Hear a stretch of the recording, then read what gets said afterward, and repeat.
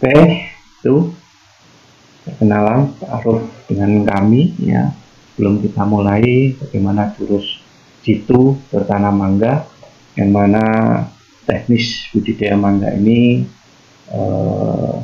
pengalaman kami selama yang lebih hampir 5 tahun di perkebunan mangga di PT Galasari Swadaya di Gresik, salah satu grup dari Palawija Group ya. Dan pada waktu itu luas lahan kurang lebih 350 hektar. Nah, di mana kami bersama tim ya dalam pengelolaan kebun mangga ya, ini kita modifikasikan dengan teknologi organik dari PT Natural Nusantara, yang mana mitra-mitra NASA semuanya mungkin sudah belajar dari leaflet mangga ya, yang kami tulis dari PT Natural Nusantara. Salah satunya adalah waktu kami berkebun di PT Galasari ya, sebuah perusahaan perkebunan mangga terbesar di Asia Tenggara yang lebih 350 hektar, dan juga kebun di PT Citra Aromanis yang lebih 100 hektar. Mitra rasa dimanapun Anda berada ya, di dalam budidaya tanaman mangga yang perlu kita perhatikan yang pertama adalah agroekologi, yaitu iklim ya, cara tumbuh atau agroekologi dari tanaman mangga itu sendiri. Nah, sebenarnya tanaman mangga ini dapat tumbuh baik pada ketinggian kurang lebih 50 sampai 300 meter di bawah permukaan laut pada lapisan tanah yang tebal dan struktur tanah yang remah dan butir-butir ya, struktur tanah yang remah dan berbutir-butir. pH untuk tanaman mangga ini yang paling bagus antara 5 sampai 6. Nah, kebetulan di kebun kami dulu yang 350 hektar di PT Galasari Gresik, Jawa Timur ya, itu ketinggiannya itu sangat-sangat relevan sekali, sehingga mangga yang dihasilkan ini sangat luar biasa, mengalahkan dari mangga dari Probolinggo ya. Rasanya manis, namanya aromanis ya. Kemudian mangga yang ditanam ya, itu berdasarkan berbagai varietas. Varietas yang paling banyak atau yang nilai ekonomisnya tinggi ya, ini adalah mangga gadung ya, gadung 21 atau sering disebut dengan aromanis 143 ya, ini yang paling banyak dibudidayakan. Kemudian ada mangga Manalagi ya, Manalagi 69 yang terkenal, kemudian Lali Jiwo, kemudian ada Cokanan ya, ini yang mana Cokanan ini ada dari Thailand. Kami juga pernah bekerja sama dengan mitra dari Thailand. Mangga-mangga kami kita pangkas, kita ganti dengan mangga Cokanan ya. Kemudian ada Golek 31, ada Irwin, ada Garifta, ada Mahathir atau juga. Tapi yang paling banyak dibudidayakan adalah mangga gadung di perkebunan besar atau aromanis ya, ini yang paling besar dibudidayakan. Kemudian selanjutnya bagaimana persiapan lahan ya, persiapan lahan untuk tanaman mangga ya. Persiapan lahan untuk tanaman mangga ya, pertama-tama kita buat lubang tanam ya, paling tidak 1 sampai 2 bulan sebelum ditanam ini kita sudah buat lubang tanam, terutama untuk membuat kebun-kebun mangga yang besar ya. Ukurannya kurang lebih ya 1 meter kali 1 meter ya, kedalaman juga 1 meter.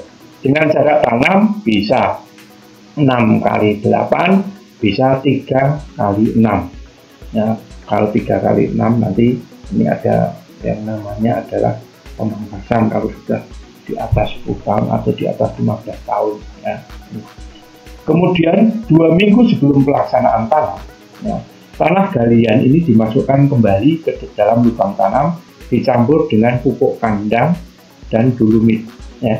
Dicampur pupuk kandang dan tanah yang ada di dalam ini topsoil atas ya, campur pupuk kandang. perbandingannya 1:1 ditambah dulumit kalau memang pH-nya itu kurang. Ya, seperti ini. Kemudian akan lebih optimal ya pada saat persiapan lahan ya, ini disiram dengan menggunakan Supernasa ya, kurang lebih ya setengah sendok 5 liter air ya, disiramkan di sini, atau dengan Supernasa granul Organindo kurang lebih 100 gram per pohon ya, ini persiapan lah. Kemudian pada saat penanaman yang paling bagus ya, ini di awal musim hujan ya, penanaman yang paling bagus di awal musim hujan. Kemudian sebelum bibit ditanam ya, kantong plastik ini dilepas ya, jangan sampai kantong plastik ini tidak dilepas. Biasanya kalau kita tanam burungan ya, ini biasanya kantong plastiknya tidak lepas, nanti akan mempengaruhi di sistem perakaran. Ini harus dilepas. Kemudian kedalaman tanam kurang lebih 15-20 cm di atas leher akar ini ya. Dan tanah di sekitar tanaman ditekan ke arah tanaman agar tidak roboh. Kalau bisa tanaman diberi naungan dengan posisi miring ke barat dan selanjutnya dikurangi sedikit ya, untuk adaptasi lingkungan ya. Pada saat penanaman ini setelah ditanam lebih bagus nanti dikocor Supernasa sama bisu ya. Caranya bagaimana? 1 sendok makan 10 liter, nanti per lubang tanam ini dikasih kurang lebih 1-2 liter ya, ini dari campuran. Kemudian selanjutnya adalah pemupukan ya. Pada saat umur 1-3 tahun ini bisa gunakan pupuk kandang yang sudah matang, paling tidak 5-10 kilo ya, atau ya dengan menggunakan granul 100-200 gram ya. Kemudian ZA ya 0,5 sampai 1 kilogram, SP36-nya 0,25 sampai 0,5, KCl-nya 0,2 sampai 0,5, atau ya gabungan dari ini ya, kita pakai NPK kurang lebih 0,5 sampai 1. Dan nanti umur 4 sampai 6 ini ya kurang lebih 10 sampai 20 pupuk kandang ataupun granul ya 200 sampai 300, ZA-nya 1 sampai 2 kilo ya. Kemudian SP36-nya setengah sampai 1 kilo, KCl-nya setengah sampai 1 kilo, atau ya diganti dengan NPK 1 sampai 1,5 kilo. Nah nanti umur 7 sampai 10 tahun bertambah lagi ya, ini seperti ini. Kemudian di atas 10 tahun ya, nah, bisa menggunakan pupuk kandang 40 sampai 50 kilo atau granul kurang lebih 400 sampai 500 gram. NPK-nya kurang lebih 2 sampai 3. Nah, sebagai catatan ya, pupuk makro atau NPK ini bisa dikurangi sampai 25 sampai 50% ya kalau menggunakan pupuk granul, atau tidak kurangi sudah lebih bagus. Kemudian pemupukan ya, NPK ini 2 kali tahun ya. Ini di awal musim hujan ya, biasanya di November Desember, dan akhir musim hujan ya, biasanya April sampai Mei. Ini sudah mendekati ya, April Mei ini biasanya kita pupuk. Kemudian pemupukan granul ya, Supernasa granul ini paling tidak 3 sampai 6 bulan sekali. Kalau pupuk kandang ya, ini bisa setahun sekali ya, kita pupukkan ya. Kemudian selanjutnya ya, yang perlu diperhatikan di sini ya, bagaimana kita membentuk ya, menanam tanaman mangga, kemudian kita pangkas. Setelah kita tanam ya, umur 1 tahun itu kita pangkas ya. Ini apa? Untuk membentuk tanaman mangga ya, supaya nanti bisa berbuah terus menerus ya. Yang pertama, tahap yang pertama ini umur 1 tahun ya. Umur 1 tahun pada musim hujan ini potong batang di atas sambungan kurang lebih setinggi 50 sampai 60 cm dari permukaan tanah. Ini yang paling bagus Dari cabang yang tumbuh, ya ini dipelihara 3 cabang yang arahnya menyebar. Ya, ini dipotong kalau sudah 1 tahun, ya 50 sampai 60 jret gitu ya. Nanti ya, ini kan akan tumbuh cabang seperti ini. Ya, cabang seperti ini, ya. Nah, ini nanti tahap kedua ya. Ini dilakukan ya pemangkasan pada ketiga cabang yang tumbuh tadi. Ya. Ini yang tumbuh setelah umur 2 tahun, caranya menyisakan pupusnya. Ini setelah dipangkas 1 tahun kan ada ini ya. Kemudian kita pangkas ya. Ini kita apa? Istilahnya kita tinggalkan 3 cabang. Ya, ini kan ada 1, 2, 3, 4, 5. Kita ambil cabang yang ini ya, sama yang ini. Ya, ini kita pangkas. Ini kita pangkas. Nah, ini cabang yang dekat. Jadi bentuknya seperti ini. Kita pangkas. 1, 2, 3. 3 cabang. Nah, kemudian ya, setelah pemangkasan ya, silakan pada 3 cabang yang tumbuh tersebut. Setelah berumur 2 tahun ya, ini caranya menyisakan 1-2 ruas pupus, kemudian tunas yang tumbuh pada masing-masing cabang ini dipelihara 3 tunas.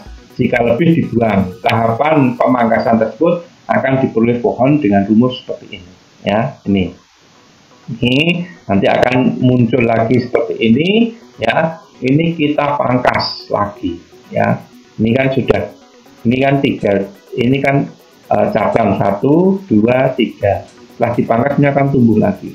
Nah, ini kita pangkas lagi ya, cabang-cabang 3. Dari ini kita pangkas 1, 2, 3.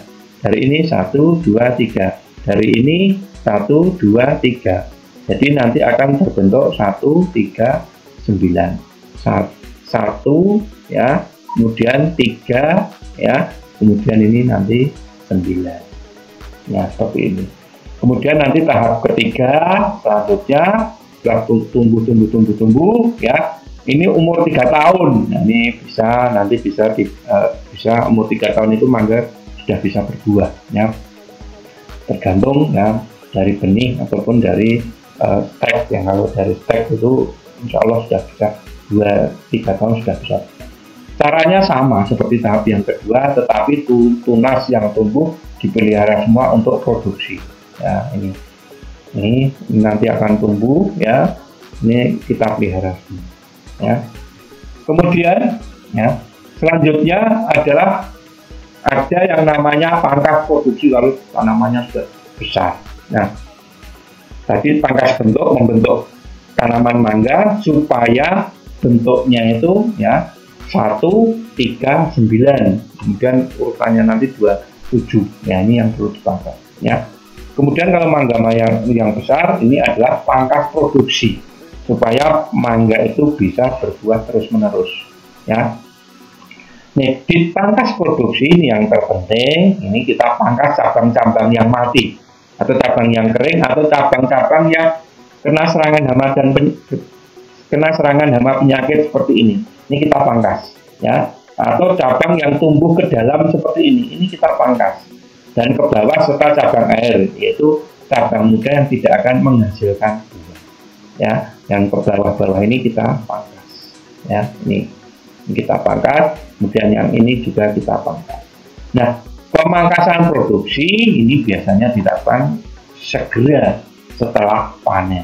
Setelah mangga panen ini segera dilakukan pangkas produksi, terutama mangga-mangga yang ini cabang yang sudah buah ini baiknya kita pangkas. Ya, ini. Kemudian ada lagi pangkas berat. Ya, jadi pangkas bentuk, pangkas produksi, pangkas berat. Pangkas berat itu kalau kita ingin menghendaki tanaman itu memang sudah besar, sudah tua. Ini kita pangkas berat. Jadi kita lakukan juga di dasar itu pernah kita lakukan pangkas berat karena kita ingin menyambung dengan handpress ya, sambungan cok kanan ya. Ini kita pangkas berat sehingga tumbuh tunas-tunas seperti ini, nanti tinggal kita sambung. Atau kalau pangkas berat biasanya kalau untuk tanaman perkebunan mangga, terutama yang jarak tanamnya rapat kuat. Supaya apa? Supaya tanamannya itu tidak tinggi, ya, hanya ingin tanaman pendek aja. Ini dilakukan pangkas berat seperti ini, supaya rimbun seperti ini, ya. Mangga pendek ini nanti memudahkan pemanenan, ya. Jadi di mangga itu ada 3 pemangkasan, yaitu pemangkasan bentuk, pangkas produksi, dan pangkas berat, ya. Ini. Kemudian manfaat dari pemangkasan itu apa? Ya, kenapa harus dilakukan pemangkasan? Ada pangkas produksi, ada pangkas bentuk, ada pangkas berat. Yaitu salah satunya untuk mencegah terjadinya iklim mikro. Apa itu iklim mikro? Supaya tidak terjadi serangan hama dan penyakit. Karena yang terlalu rimbun ini bisa menimbulkan serangan hama dan penyakit, terutama jenis kutuan. Jadi sebisa mungkin, ya, sinar matahari bisa masuk. Jadi sebisa mungkin yang di dalam, ya, ini kalau bisa sinar bisa masuk. Jadi yang tumbuh ke dalam ini sebaiknya kita pangkas tadi. Ini yang manfaatnya untuk mencegah terjadinya iklim mikro, ya, serangan hama penyakit. Karena terlalu rimbun bisa menimbulkan bibit-bibit penyakit atau hama dan penyakit yang banyak. Ya, nanti akan kita kupas bagaimana mengendalikan hama dan penyakit. Kemudian dengan pemangkasan, ya, kita bisa efisiensi dan efektivitas sarana produksi. Ya, tidak mubazir pupuk yang kita berikan. Karena ada tunas-tunas yang tidak berguna, kita potong sehingga nutrisinya ini akan efektif dan efisien dalam pemberian pupuk. Sehingga nutrisinya sampai untuk kebutuhan tanaman yang nanti akan menghasilkan bunga dan buah seperti ini. Kemudian, ya, bisa mempercepat ini pembungaan dan pembuahan seperti ini. Ya, ini manfaat dari pemangkasan karena ini tidak terjadi efektivitas dan efisiensi pupuk sehingga percepatan bunga dan buah ini bisa terlaksana. Ini manfaat dari pemangkasan. Kemudian induksi bunga. Apa itu induksi bunga? Ya, apa itu induksi bunga? Ya, ini induksi bunga adalah bagaimana cara kita memberikan nutrisi supaya bunga itu cepat keluar, munculnya bunga, atau bagaimana supaya bunga itu cepat keluar. Salah satunya dengan pemangkasan, juga dengan nutrisi apa yang diberikan. Nah, istilah induksi bunga ini juga nanti kita pelajari dulu di PT Galasari, ya, bersama Mr. Gules dari Filipina, ya. Ini fungsi adalah pemberian nutrisi supaya bunga itu bisa muncul. Salah satunya itu dengan memberian zat pengatur tumbuh atau zat PT, yang mana bahan aktifnya adalah Paclobutrazol. Nah, biasanya kita nama dagangnya banyak, ada pulpa, udah ada lain-lain, tapi bahan aktifnya adalah jenis Paclobutrazol, ya. Atau kalau dengan produk NASA, ya, cara menginduksi bunga supaya bisa muncul bunga dan buah, ini kita bisa menggunakan power nutrition, ya. Jadi berikan power nutrition, ya, ini biasanya paling bagus bulan-bulan Februari Maret saat ini seperti ini, ya. Dosisnya berapa? 40 sampai 50 gram per pohon. Dicampur 10 liter air, disiramkan secara merata di bawah kanopi pohon setelah pupus kedua. Ya, setelah pupus kedua, atau istilahnya Mr. Gules ini bud break, ya, ini sekitar Februari Maret. Ya. Ini nanti kita akan panen di awal. Ya, ada istilah memajukan panen, ya, ini yang sering kita lakukan di Galasari dulu, ya. Ini kita kalau menginduksi bunga, ya, ini biasanya di bulan-bulan Februari, ya. Diharapkan nanti bulan Februari, Maret, April, Mei, ya, Juni, ya, Juni-Juli ini kita insya Allah sudah bisa panen mangga dengan bunga yang kita kelola nanti. Nah, nanti ada bagaimana manajemen pengelolaan bunganya. Kemudian juga bisa disemprot Oosinasa hormon, Pak-tutup, hormoniknya Pak-tutup per tangki, atau Fluitop, paling tidak dengan dosis 25 gram per tangki. Ini kombinasi, bawah dikocor power, atas disemprot proteinasa hormon atau fructose. Ya. Kemudian ini bagaimana kita mengelola bunga dan buah. Ya, ini ada istilah bud break, bud elongation, mango size atau marble size, karena memang ini dilakukan pada saat itu. Nah, sebenarnya bud break yang seperti yang saya tulis di leaflet Mangga NASA, ini sebenarnya pengalaman kami di PT Galasari. Ada istilah bud break, ini adalah sebenarnya bud break ini tunas baru. Kebetulan dulu bersama Mr. Gules, karena dia tidak bisa bahasa Indonesia, jadi istilahnya bud break.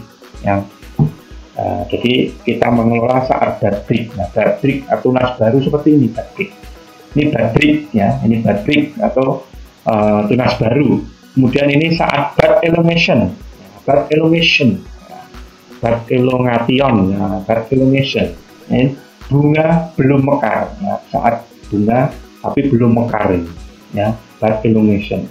Kemudian ada full bloom. Nah, ini full bloom. Kalau ini mekar, bunga pada saat mekar, ya, ini tidak boleh disemprot apapun, ya. Ini pengelolaan yang sangat penting di sini. Full bloom ini pada saat mekar, bagaimana supaya tidak ada hujan, kemudian tidak ada penyemprotan apapun, ya, karena nanti akan bisa menggosongkan bunga ini. Kemudian ada istilah mango size. Ya, mango size itu kan sebesar kacang hijau, ya, ini ada sebesar kacang hijau. Kemudian ada marble size, ini sebesar jagung. Nah, ini saat-saat pengelolaan yang kita butuhkan, yaitu kita harus mengelola saat muncul tunas baru, ya, tunas baru, kemudian saat bunga belum mekar, saat full bloom, ya, nah, kemudian saat mango size, kemudian marble size, ya. Nah, pupuk-pupuk apa yang perlu digunakan pada saat ini, ya, pengelolaan bunga dan buah? Yang pertama adalah monokalium fosfat atau NKP, ya. Ini paling tidak berikan sebelum muncul tunas baru atau bud break, semprot, ya, supaya untuk apa? Untuk memunculkan bunga tadi, ya. Atau saat bud break ini juga bisa disemprot. Kemudian pada saat bud break, ya, kemudian dosisnya atau bud break atau bud elongation, ya, ini juga bisa disemprot dengan menggunakan MKP, monokalium fosfat. Dosisnya berapa? 2,5 gram per liternya, ya. Kemudian fruit top. Nah, fruit top ini bisa disemprotkan, ya, pada saat bud break, ya.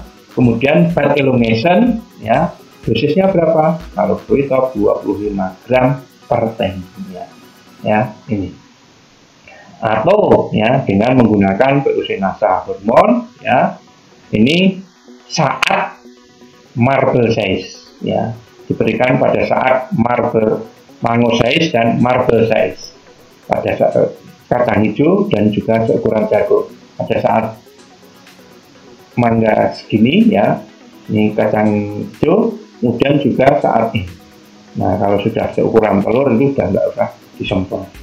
Kemudian pemberian power, ya, ini bisa tambahkan lagi, ya, plus NPK atau NPK saja, ya, yang kaliumnya NPK plus, yang kaliumnya tinggi, ini diberikan sekali lagi pada saat marble size atau seumuran jagung, ya.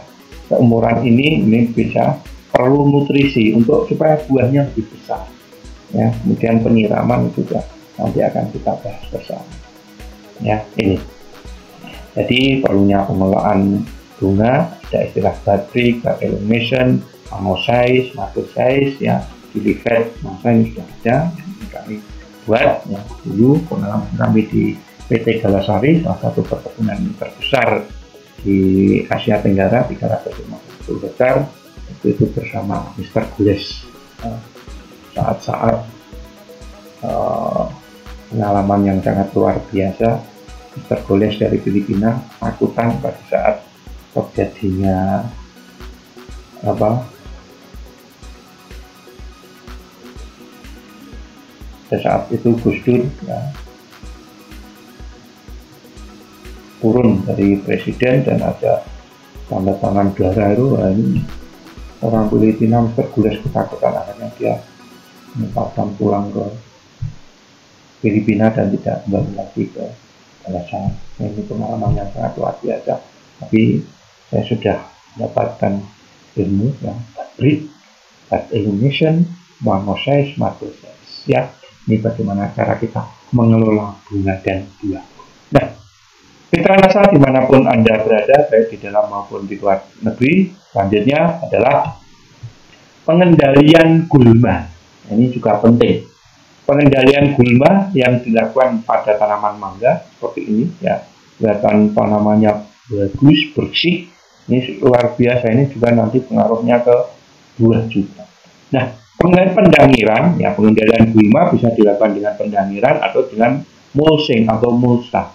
Ya, pendangiran yang paling bagus ini 2 kali setahun, ya, di awal dan akhir musim hujan. Dengan cara bagaimana? Dengan cara membalik-balikkan tanah yang ada di tajuk tanaman, ya, di sekitar, istilahnya kalau di kebun mangga ini kaca tanaman, ya, di bawah tajuk. Ini paling tidak bersih, melingkar, ya, sampai di bawah tajuk, ya.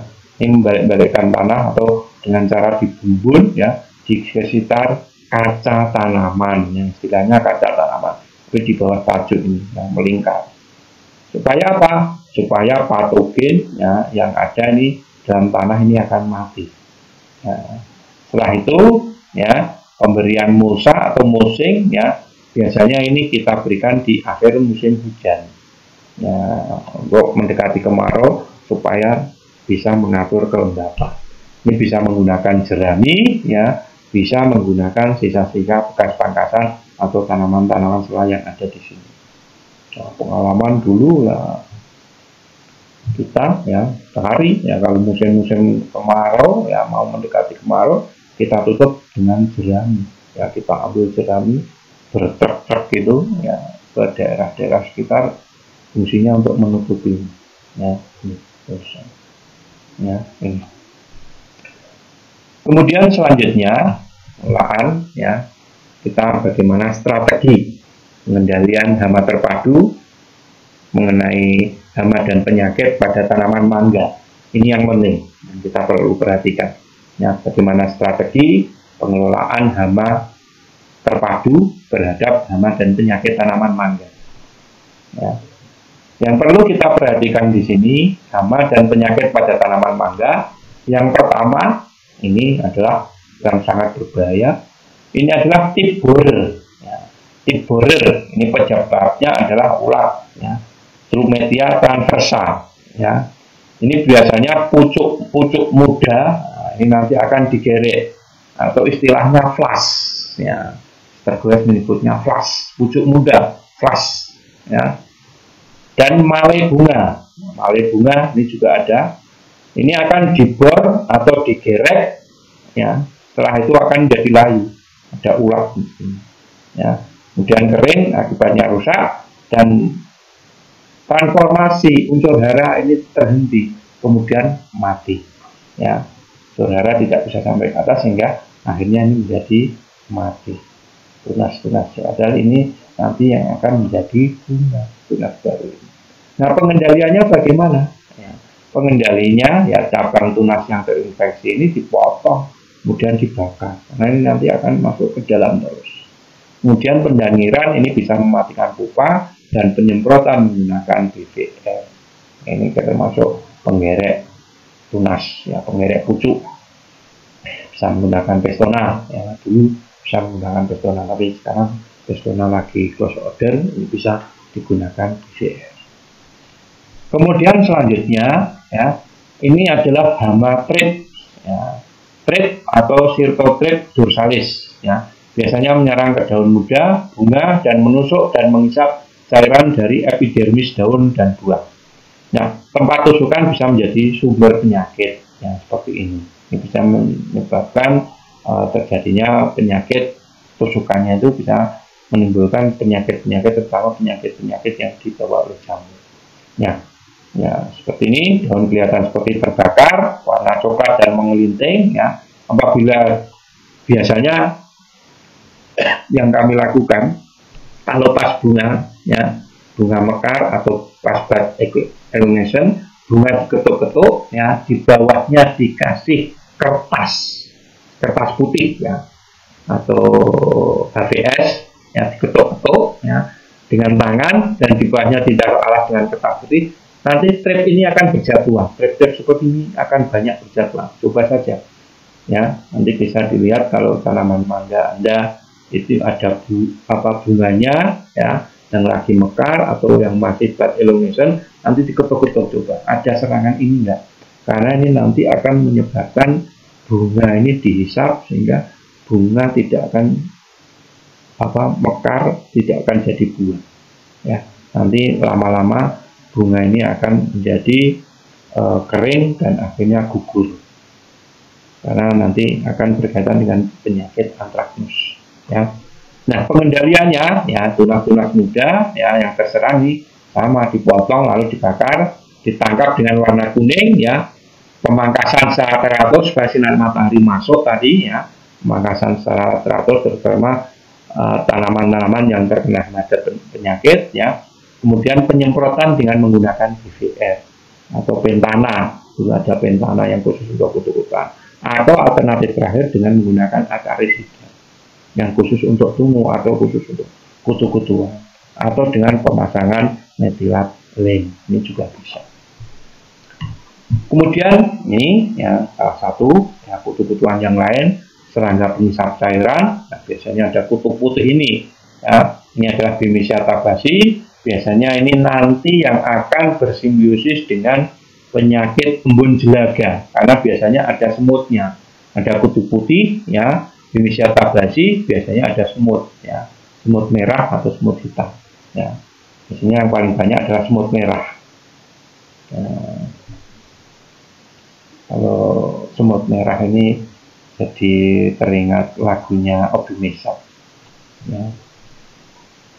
Hanya semut merah yang berbaris di dinding, ya. Ya, jadi perlu diperhatikan kutu putih ini adalah biasanya berkaitan dengan semut merah, ya, karena kutu-kutuan ini nanti akan mengeluarkan air kencing, ya, yang mana ini bisa menimbulkan penyakit embun jelaga. Nah, penyakit embun jelaga seperti apa nanti akan kita bahas di penyakitnya sendiri. Nah, kemudian ada kutu perse, ya, seperti ini. Nah, ini penyakit pada taman mangga, ini Aspidiotus destructor. Kemudian ada kutu persik seperti ini yang paling banyak juga. Kemudian ada mite seperti ini. Ini menyerang pada tanaman mangga yang sangat berbahaya, ya. Kemudian ini, ya, sama kutu putih lawana candida, ini juga banyak di kebun mangga seperti ini. Dan alhamdulillah ini dengan menggunakan BVR ini bisa dikendalikan.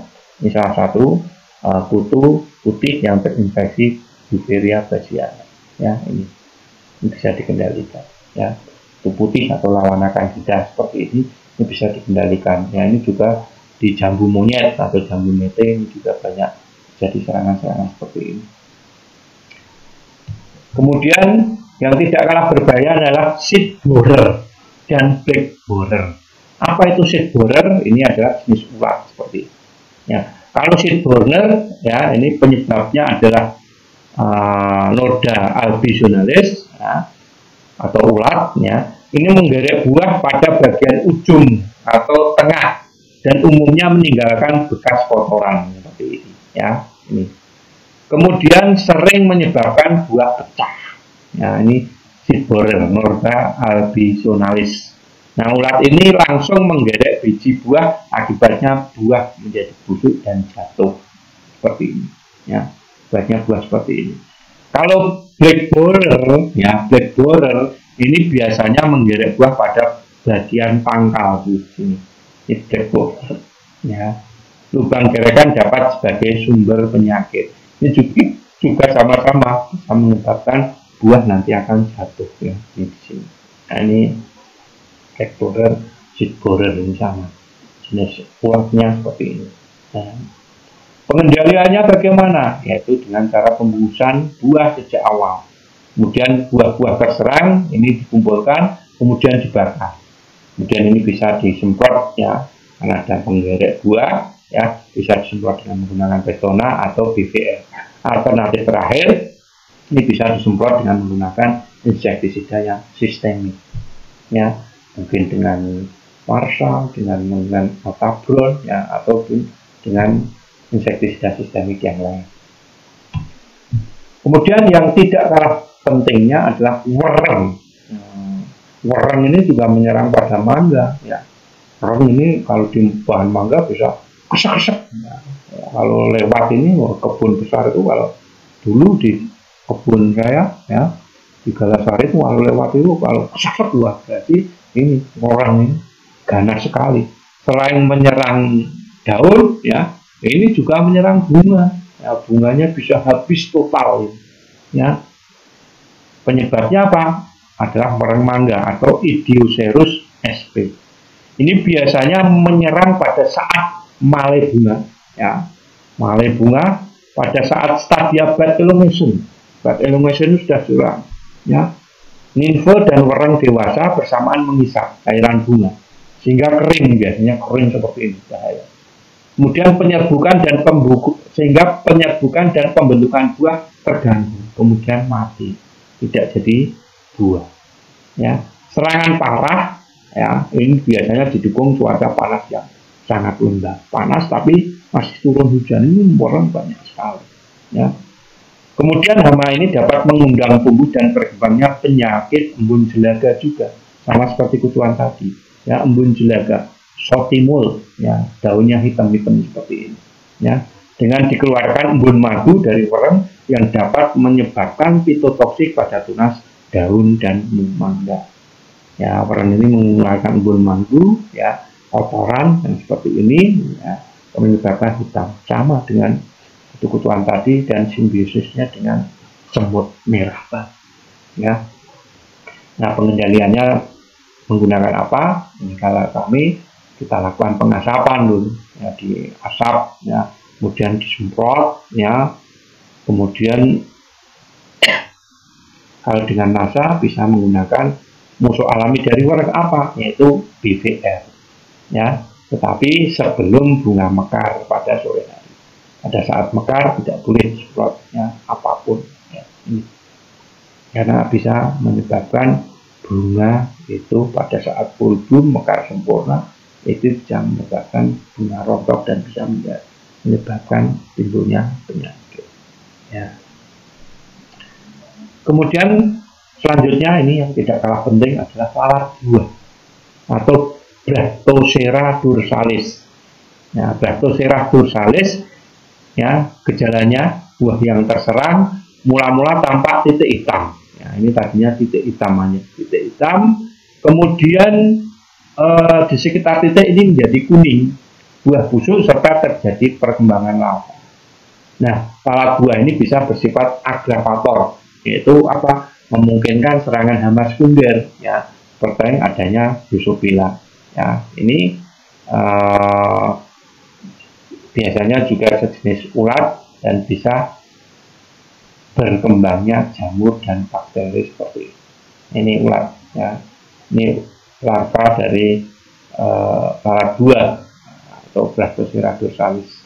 Nah, pengendaliannya dengan apa? Dengan cara pembungkusan seperti ini. Pemasangan perangkap lalat buah bisa menggunakan metilat seperti ini, ya, ini.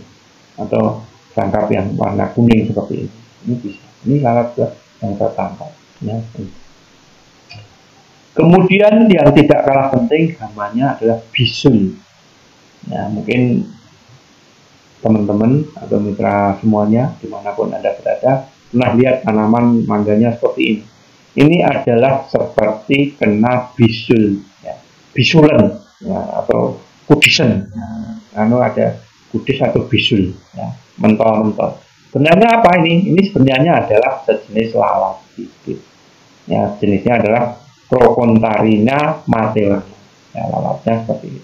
Gejalanya daun menjadi berbisul dan daun berubah warna menjadi coklat, hijau, dan kemerah-merahan.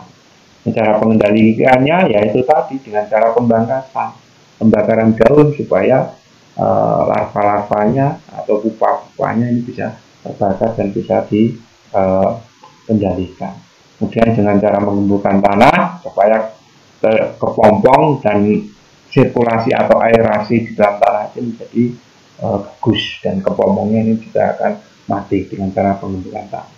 Kemudian bisa disemprot dengan menggunakan Pestona atau dengan menggunakan BVR. Alternatif terakhir bisa menggunakan insektisida jenis Ripcord, Imbus atau Fosbri, ya, atau bisa dengan menggunakan Marshal juga bisa. Ya, terutama yang insektisida yang sistemik karena larvanya ini ke dalam. Ya. Kalau sudah seperti kering seperti ini sudah nggak ada larvanya. Ya, kalau ini ya timbul-timbul ini sudah nggak ada, tapi kalau yang belum ya biasanya seperti ini di dalamnya masih ada. Ya, ini. Kemudian penyakit yang berbahaya di mangga ini adalah antraknus. Ya, ini. Antraknus ini bisa menyerang baik ke daun tunas muda, bisa ke bunga, buah, ya ini bisa. Jadi ke batang pun bisa, ke daun muda ya ini bisa, ke bunga itu juga bisa, bahkan ke buah.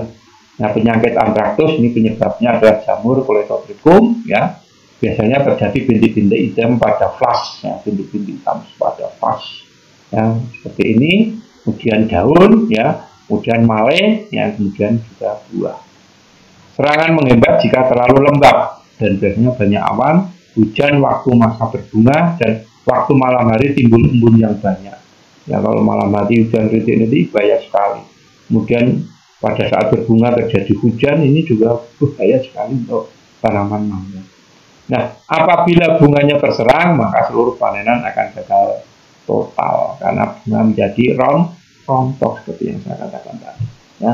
Pengendaliannya bagaimana? Pengendaliannya salah satunya dengan pemangkasan tadi, ya, pangkas produksi supaya manfaatnya mencegah terjadinya iklim mikro tadi. Ya. Kemudian penanaman, ya penanaman mangga jangan terlalu rapat, ya dengan jarak tanam 6-8 tidak dapat banding yang 3x6. Ya. Bagian tanam yang terserang dikumpulkan, kemudian dibakar, kemudian disemprot dengan bio. Alternatif terakhir semprot dengan fungisida anitras. Ini bisa. Ini. Kemudian selanjutnya adalah penyakit resif atau blendok. Ya, seperti ini. Tapi Anda pernah lihat ya penyakit mangga seperti ini, ya muncul blendok-blendok seperti ini. Ini adalah penyakit resif atau blendok. Penyebabnya adalah jamur, ya Diplodia resifiensis. Tapi ini ada vektor penyakitnya. Ya, penyakitnya adalah vektor penyakitnya adalah hama kumbang. Kumbangnya namanya Sileborus afinensis. Ya, kumbangnya itu masuk ke dalam, ya, mengebor, nanti batang-batangnya akan kering, kemudian mengeluarkan bindok. Karena dibor keluar bindok seperti ini. Ya, kumbang ini membuat terowongan di batang, cabang, kemudian timbullah jamur Diplodia masuk ke dalamnya. Nah, pengendaliannya ya tadi dengan cara pemangkasan, memotong tanaman-tanaman yang sakit.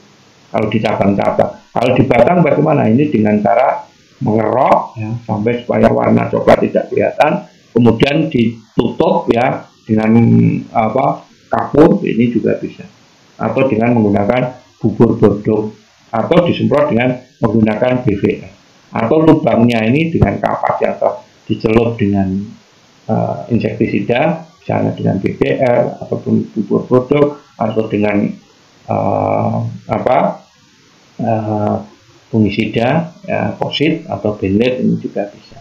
Ya, alternatif terakhir ya bisa digunakan. Ya. Ini adalah penyakit resif atau blendok yang disebabkan oleh Diplodia resifien akibat adanya digerek oleh kumbang Sileborus afinensis. Kemudian selanjutnya adalah jamur upas. Nah, kalau di tanaman kopi namanya Upasia salminicolor, kalau di mangga ini Corticium salmonicolor. Ya, ini biasanya berkembang pada musim hujan dan musim kemarau. Gejala serangannya adanya bagian ranting atau cabang dengan jamur upas, ya seperti ini. Ya, pada bagian atas saat ranting yang sudah terserang terlihat pertumbuhannya yang tidak sehat. Ya, pengendaliannya bagaimana? Pengendaliannya upas atau cabang atau ranting yang terserang. kita kerok, ya. Kemudian nanti kita olesi dengan menggunakan kapur atau menggunakan gamping, ya. Ini juga bisa. Kemudian pangkas, ya, bagian cabang atau ranting yang terserah. Kemudian bisa disemprot dengan menggunakan korin ataupun dengan menggunakan brio atau juga menggunakan gerije, ya, yang untuk ketek, karena di gerije ada kandungan sulfurnya. Alternatif terakhir, ya, kita gunakan fungisida, ya, bisa menggunakan ditin, dakonil, atau dirosil, ya. Kemudian selanjutnya adalah ini jamur jelaga atau cendawan jelaga atau embun jelaga tadi, ya, seperti ini. Ya, penyebabnya adalah jamur Meliola mangifera, ya. Daun buah mangga yang berhasil diserang maka akan berubah warna menjadi hitam seperti beledu seperti ini, ya. Warna hitam tersebut diagar jamur yang hidup dalam cairan manis, ya, vektornya tadi, ya, ada pereng, ada kutu-kutuan, ada semut merah tadi. Ini yang menyebabkan bocor. Ini sebenarnya dengan menggunakan semprot, dengan menggunakan bekas cucian, ya, ini juga bisa hilang, ya.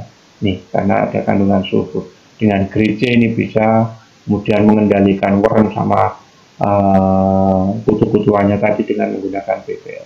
Alternatif terakhir, ya, semprot akarisida atau insektisida atau juga tepung belerang untuk dapat membunuh serangga yang telah menghasilkan cairan manis yang memunculkan cendawan jelaga atau jamur jelaga atau embun jelaga, ya. Kemudian penyakit selanjutnya adalah bercak karat merah, ya. Apa itu bercak karat merah? Ini adalah penyebabnya sebenarnya adalah ganggang, ya. Ini karat merah sebenarnya adalah ganggang, namanya ganggang Cephalaeurus sp. Ya, biasanya menyerang daun, ranting, bunga, dan tunas sehingga terbentuk bercak yang berwarna merah seperti ini. Sangat mempengaruhi proses pembuahan, karena kalau daunnya seperti ini, otomatis proses fotosintesis dan asimilasi terganggu sehingga nutrisi yang sampai ke bunga dan buah ini juga akan terganggu, ya. Ini pengaruhnya ke pembuahan seperti itu. Cara pengendaliannya bagaimana? Ya jelas, pemangkasan tadi, pemangkasan dahan, cabang, ranting, baik yang terserang seperti ini harus dipangkas. Karena ini akan kalau buahnya ini akan membantu, akan mengganggu proses fotosintesis, ya. Ini. Kemudian semprot dengan fungisida, baik yang mengandung produk atau yang mengandung sulfat tembaga, ini bisa, ya. Atau dengan menggunakan gerije, misalnya juga bisa, ya. Kemudian kudis atau skep, ya, bisa lihat, pernah lihat buah seperti ini, tapi kan dalamnya bagus, tapi ini kan mempengaruhi di kualitas. Ini namanya kena kudis atau kena skep. Kemudian di daun juga bisa, ya, sama seperti tadi bisul, ya, ini mirip tapi ini kudis. Penyebabnya apa? Ini adalah jamur Alcyone mangifera, menyerang daun, bunga, buah, dan ranting. Gejala serangan adanya bercak kuning yang akan berubah menjadi abu-abu.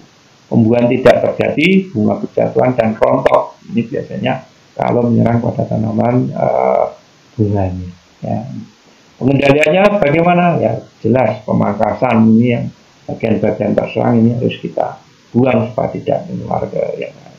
Kemudian bisa disemprot dengan menggunakan gerije atau dengan menggunakan bio. Alternatif terakhir, ya, dengan menggunakan fungisida yang mengandung sulfur atau belerang seperti ditin, mindset, dan bikon.